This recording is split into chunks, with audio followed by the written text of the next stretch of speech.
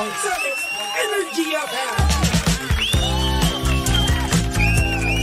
Same, pero iba. We are number 106.7 Energy FM. Pangga, huwag mo sabihing radyo. Sabihin mo. Oras sa buong kapuluan. Pangga, check your time. It's now 7:28 on the clock. Good morning, good morning, good morning, Luzon, Visayas at Mindanao, Metro and Mega Manila. At syempre, good morning din sa napakaganda, napaka-sexy, ang reyna ng lahat-lahat. DJ Len, say good morning. Good morning, baby Toby. Ay, kamusta ka naman? Kamusta naman ang iyong umaga so far? Okay naman so far ang aking umaga. Buti Maayos naman. Ikaw ba, kamusta so far? Kamusta so far? So Ganun far. din, same. Pero iba. Pero iba. Wala namang bago eh.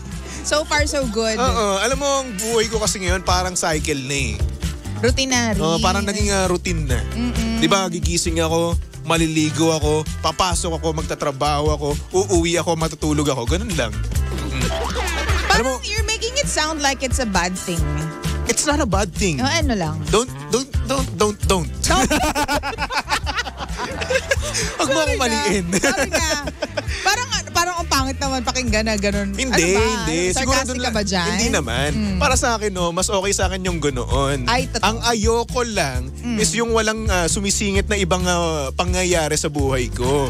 Sinisingitan ko naman minsan, sinisendan nga kita ng mga videos eh. Videos? Gusto mo yung videos? Isang video lang sinesend mo sa akin? Ay, hindi ko ba nasend yung kagabi pala? Ay, Sayang hindi. pala, hindi ko nasend yung kagabi. Wala. Tapos sisend mo sa akin yung mga nakakatakot. O bakit ikaw hindi? Kung kailan naman ako mag-isa, wag naman ganon. Kahit na. Sinend ko sa'yo na umagang-umaga pa. Kahit na. Gantihan lang to, no? Kasi mo tuloy yung feed ko tuloy sa TikTok. Puro paranormal na. Dahil sa'yo. Alam mo, nakakatuwa nga yung mga ganun yung video eh. Kasi iisipin mo talaga kung totoo o hindi eh. Tapos minsan, ihahanapin mo yung kung may tali ba. Diba kasi sa isipin mo, diba, hihilahin sila sa paa. Oo. So ayun, parang, teka, totoo ba to? Totoo ba? Edited ba to? Oo, ano ba to? Prank lang ba to? Oo. Ganyan. Or kinuha ba to sa movie na paranormal? Oo. Diba? So, paano? Kasi iisipin mo, Baby Toby, di ba, yung movies nga nagagawa eh. Ibig sabihin may mga tao talaga na magagaling. Diba? Di ba? So what more in real life? Yes, kaya naman, ayun, napapaisip din naman talaga ako. Kapag meron ako nakikitang mga multo, like for example, nakaupo no, sa isang tabi, di ba? So ayun, parang, teka, multo ba talaga to? Oo. O tao lang to na nag-makeup? Oo, di ba? Alam mo, yan din yung isang rason kung bakit diba? hindi ako nanonood ng mga ganyan-ganyan, Baby Tobes. At feeling ko kapag ikaw ay media graduate or broadcast, mass comm graduate, hindi ka rin basta-basta natatakot sa mga Actually, napapanood mo. Oo. Kasi tayo kasi alam natin kung paano ginawa yung prosthetics, Yes. paano siya inedit, ano yung, alam mo yung effect na pwedeng pampatakot doon sa scene na Yes. yun, ganyan. Tsaka alam mo yung build-up talaga mismo nila eh. Lalong-lalo ng filmmaker ka. Oo. Alam mo yung build-up nung sound effects, True. yung mga background music, di ba? Totoo. Tapos kapag tumahimik, ay may manggugulat. Alam mo na. Alam mo na. O kaya kapag yung halimbawa yung scene naka-steady lang sa pinto na gumagalaw. Oo. Alam mo na anytime Naku. may lalabas eh. Di ba? Tapos syempre, ang galing din naman talaga nila, magugulat at magugulat ka pa rin naman talaga kahit na Totoo. ine-expect mo. Totoo. Pero may may tumatalab pa rin sa akin, Baby Tobes, na na mga panakot. Lalo na yung mga Japanese panakot. Ay, oo. Yan, minsan hindi ko carry. Alam mo, yung una kong napanood na horror, Oo. The Grudge. The Grudge. Takot ako nun. Oo nga. Alam mo, meron pang isang maganda na movie na Japanese na hindi ko pa napapanood kasi hindi ko siya mahanap. Ano yun? Alam mo yung may camera na ilang beses niyang pinicturean yata yung sarili niya or yung buong place. Tapos, di niya alam kung bakit ang bigat-bigat ng pakiramdam niya. Yun pala, pagka-picture niya, meron siyang nakunan na nakadagan sa likod niya. Oo. Kaya pala all this time, ang bigat ng pakiramdam niya, parang pagod na pagod siya palagi. Di ko alam kung anong title eh. Nakunan niya sa camera niya na pagtingin niya, meron palang nakadagan sa kanya. Alam mo yun, meron siyang kasama palagi. O eto, may nag-comment, The Shutter daw. The Shutter ba yun? Oo, The Ayan. Shutter daw. Yun nga. Nakakatakot naman. What if, no? Ganito, Di ba nga nung nakaraan, no, nung Sabado, di ba? Nagpicture ka sa labas ng ano natin. Kasi, sino ba yung may kasalanan niya? Ay, kasalanan niya ng mga rider ko. Okay. Ng mga sinasakyan ko, Move It. Ikwento mo kasi bakit? Kasi nga, ayun nga, kapag tag dito, umuuwi ako, no? Oh. Kapag tapos ng mga bandang alas 5, sinasabi sa akin ng rider. Oo. Sir, luma na po ba yung building nyo? Medyo po ata siguro. Bago lang po kasi ako dyan eh. Yun ang sinasabi ko. Dami mo sagot. Medyo po ata siguro. Siyempre ganun talaga. So edi yun na nga, no? Tapos sabi sa akin, Sir, yan po ako nakikita dyan. Mga ganun eh. Mga ganun. Medyo iba daw yung feeling nila. So ayun, ako, Sir, totoo po ba kayo? So siyempre, medyo takot din naman talaga ako. Di ba? Kahit pa paano. So ayun, sinabi ko nga sa'yo nung Sabado, no? Tapos pinicturean mo naman. Kasi, nung malapit na galing kami sa event sa West Krami, hindi pala, galing pala tayo sa kain nun. Oo, kain. Di pupunta kami sa pabalik na kami ng office. Sabi ng mga rider ko, ganyan. So talaga ba? Ang ginawa ko, pinicture ko. May nakita ka naman o wala? Hindi ko pa tinitingnan. So what if, no? May nakita ka. Tapos yung nakita mo na yun, no, bigla na lang pumunta sa harapan mo mismo. Ano gagawin mo? Wala. Di syempre, initial reaction, mapapatumbling ako, di ba? Tapos doon na nanirahan sa inyo mismo. Uy, wag naman ganun. What if lang naman? Hindi, wag, no. Good luck sa akin. Good luck sa amin, actually. May mga nag-aalaga sa bahay namin, feeling ko. Kaya hindi nila papapasukin. Who are you? Ganun. Hindi nila papapasukin yung iba. Pero alam mo, no, maganda kapag manunood kayo ng horror kapag kasama mo yung taong kalandian mo. Kalandian pa lang, ha? Kalandian pa lang? Oo. Kasi doon pa lang yung yung mga kilig moments doon pa yung kilig, di ba? Honeymoon phase, di ba? Yung tipo nga, hindi nyo pa masyadong kilala yung sarili nyo, di ba? So, syempre, since ikaw ay kahit na takot ka, no? Titiisin mo yun, di ba? Bilang lalaki, di ba? Titiisin mo yun. Dapat macho ka tignan, di ba? Dapat masculine na masculine. Ano ba yan? Huwag kumatakot, nandito lang ako. Di ba? Huwag kumatakot, nandito lang ako. Sige lang, go lang. So, syempre, ikaw, siya, takot siya, di ba? Tapos, aangkla sa'yo yan. Di ba? Naka-chancing ka ba? Di ba? Sa mga babae naman, kunwari, takot na takot. Yung totoo, hindi naman. Wala naman nangyayari, takot na takot. Nagpapakyut lang. Di ba?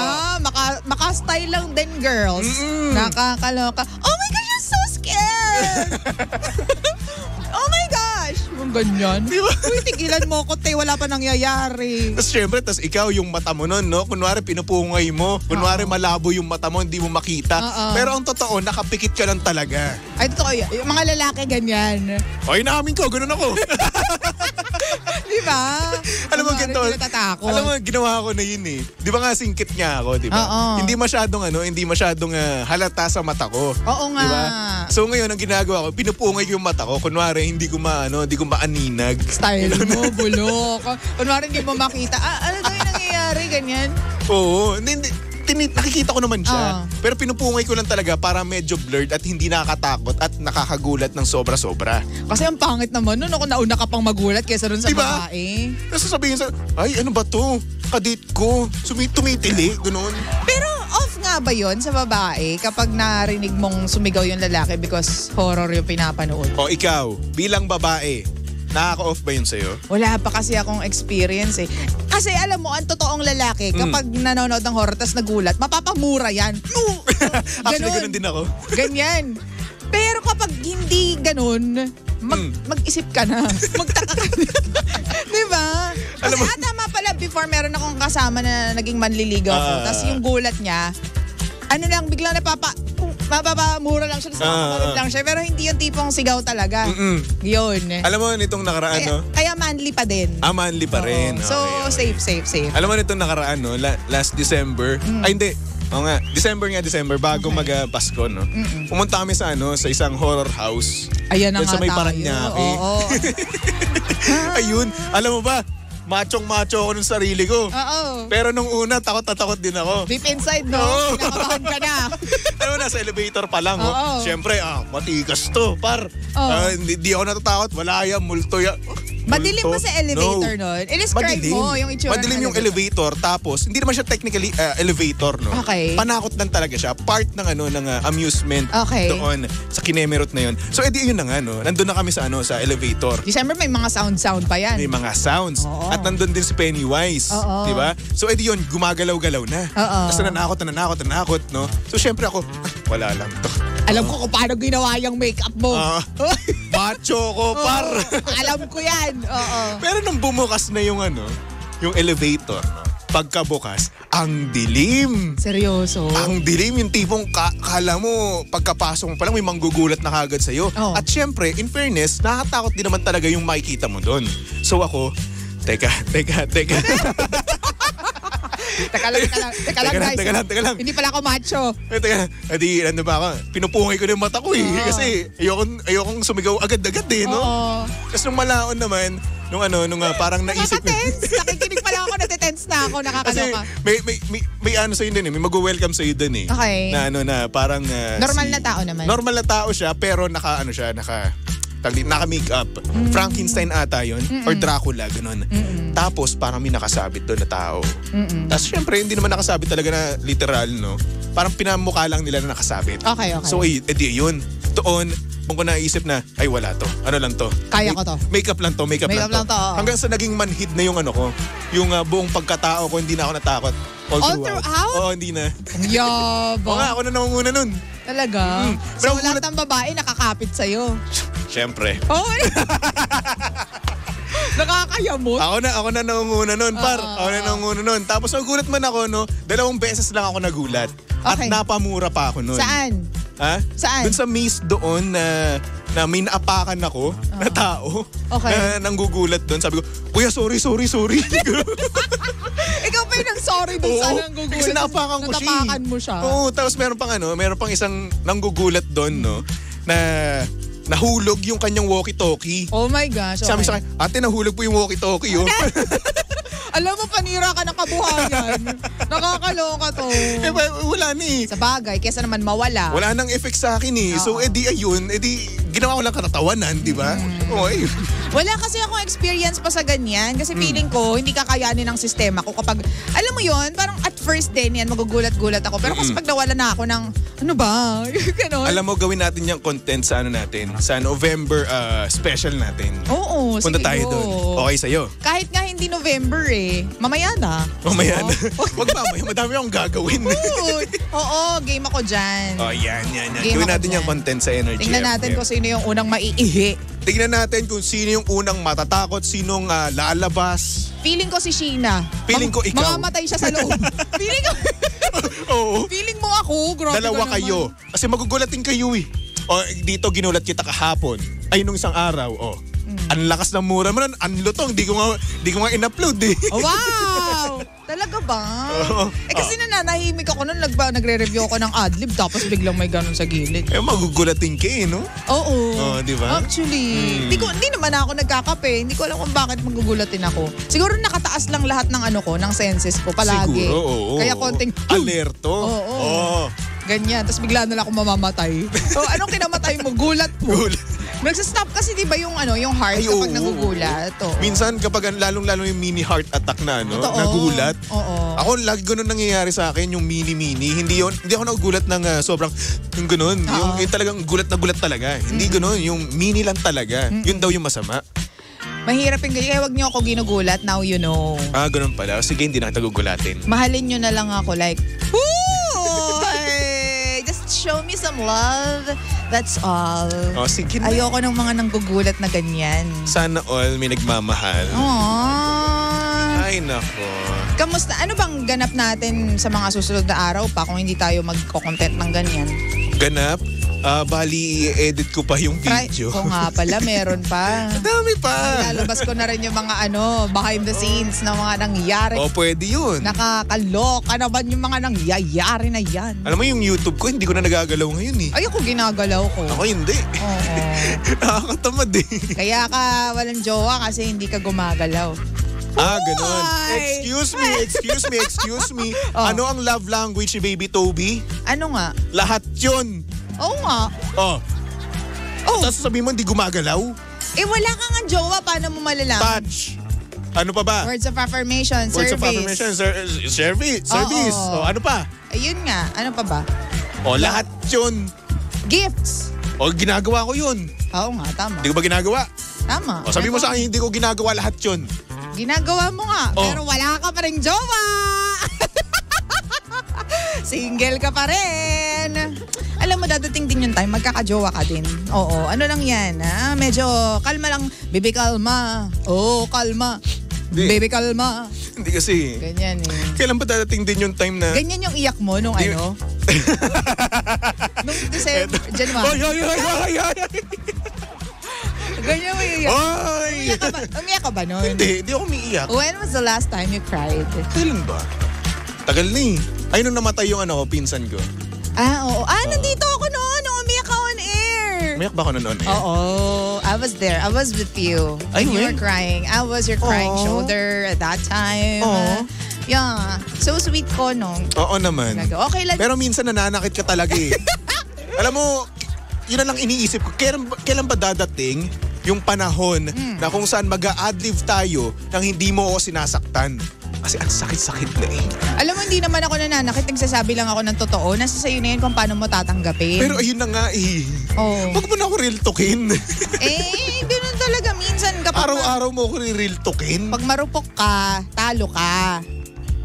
Oo na, sige na po. Opo. Talo Diba? na po ako. Sige po.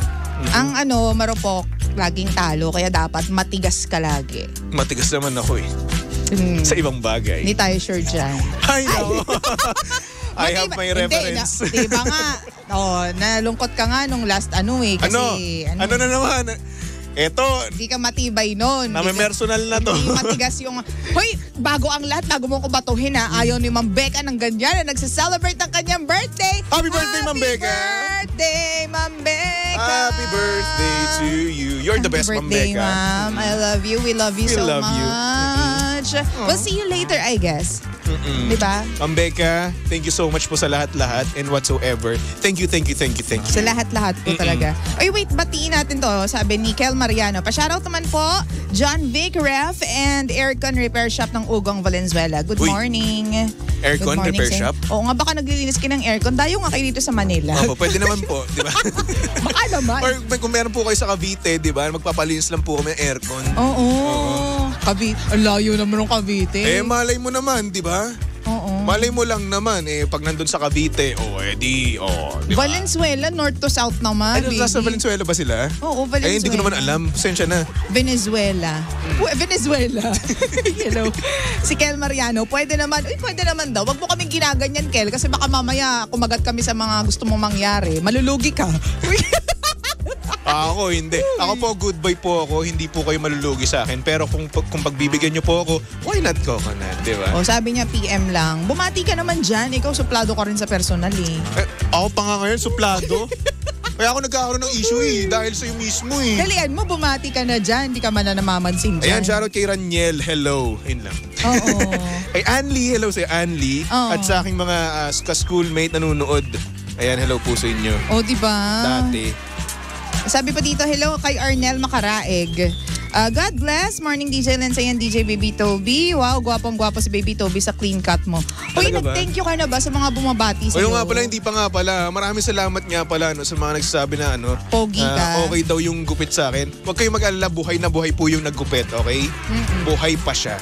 Feeling ko mas maganda kung yung gupit ay hanggang sa leeg. Yung gano'n, Puputulin mo leeg ko, ganun. Hindi naman. In short, gusto mo na akong mamatay. Hindi. In short, ayaw mo na akong kasama. In Hindi, short, gusto kitang kasama. ayaw mo na akong makita, ganun. Gusto nga kitang nakikita araw-araw eh. Pero nagsasuggest lang ako na sana dito yung yung tabas. Salamat Charing lang. Joke lang. Salamat Joke. I-cancel nyo nga po to si Lindsay. Just. No. O hindi po. Don't do that. No.